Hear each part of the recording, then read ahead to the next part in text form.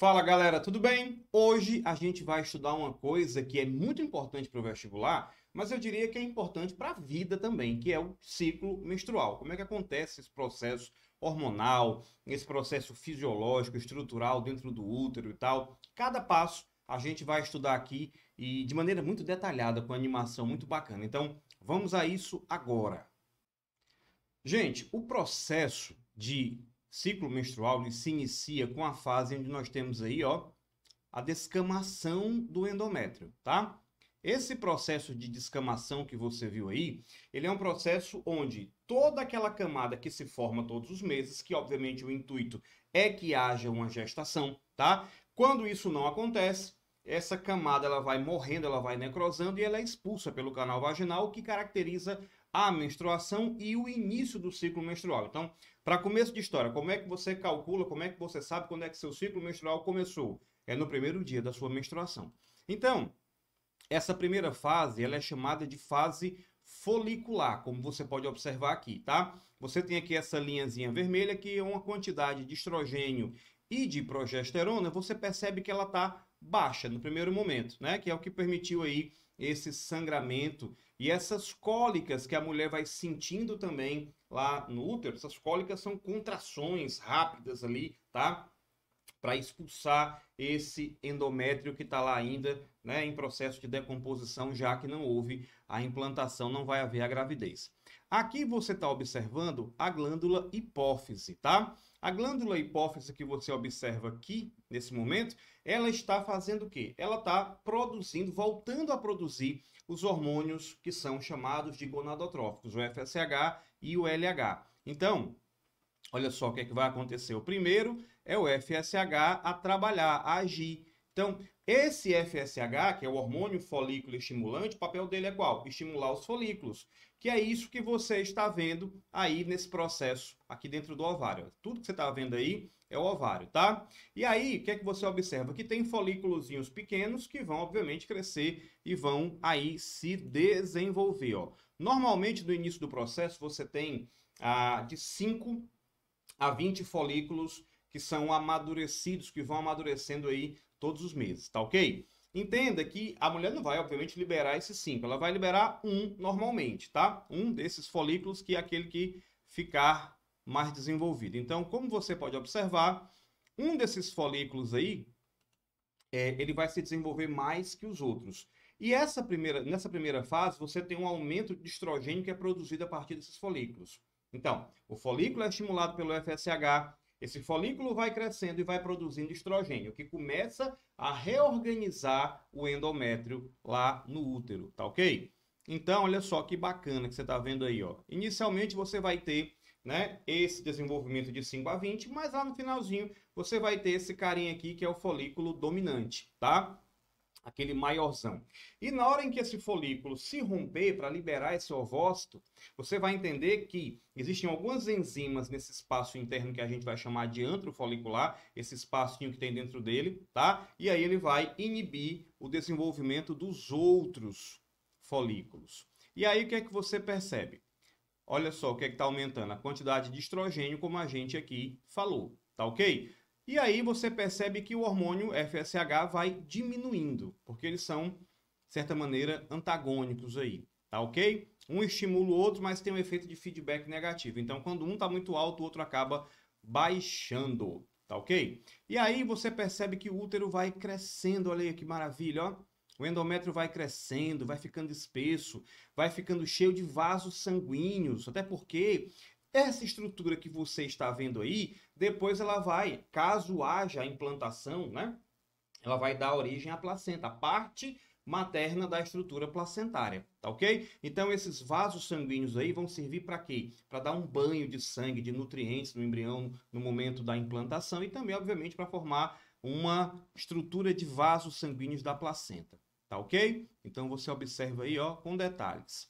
Bem, e aí a gente vai ter a participação do LH, do hormônio luteinizante. Esse hormônio luteinizante ele tem um papel muito importante.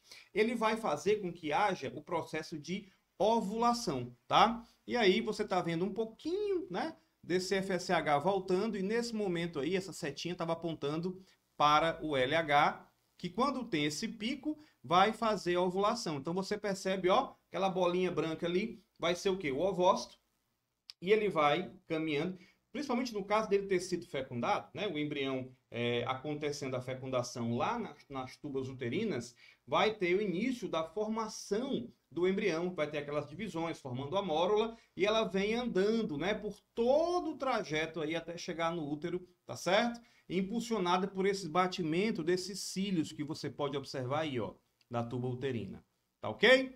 Então nós temos a ovulação, nesse dia a mulher está fértil e isso aí é o 14º dia do ciclo, pelo amor de Deus, não é o dia 14 do mês, tá? É o 14º dia do ciclo, tá? Você vai contando, mas eu menstruei no dia 5, tá? Então dia 5 é o teu primeiro dia, tá bom? E aí você vai contando até que você tenha o 14º dia, que é o dia da ovulação. É o dia mais provável de ter a relação sexual e a gravidez, tá ok? Bom, e aí depois ele vai cair, depois que existe uma subida desse LH, como a gente vai ter uma grande produção de progesterona também, então vai haver uma queda posteriormente do LH. Ó, só que no primeiro momento, o que é que você tem aí? Ó? Essa estrutura pós-ovulação, como eu falei, esse ovócito vai para a tuba, tá? Ele pode ser fecundado lá ou não, só que o folículo que fica dentro aí do ovário, ele se torna essa estrutura que você está vendo aí com o nome de corpo lúteo, né? Ou corpo amarelo, como a gente chama também, e ele vai continuar a produzir aí o estrogênio e a progesterona, tá beleza? Então olha aí, ó. E aí esses hormônios aumentam muito no final do processo, tá? Vou até voltar aqui um pouquinho para você ver, ó. Olha aqui. Você tem aí, ó, o corpo lúteo, mais uma vez. E aí esses hormônios aumentam. Esse aumento, né, caracteriza o quê? Essa fase lútea, né, que é a fase que o corpo lúteo está trabalhando, produzindo os hormônios, e aí esse endométrio ele vai estar bem desenvolvido para receber esse embrião, porém, caso não haja essa implantação, ele vai descamar depois, porque a taxa desses hormônios vai cair posteriormente. Então você está vendo aí, ó, como se realmente o embrião fosse fazer o processo de implantação. Aqui houve fecundação, houve embrião, e ele vai se implantar aqui no endométrio, né? Que vai criando cada vez mais vasos, ficando mais espesso para formar a estrutura placentária. Tá bom?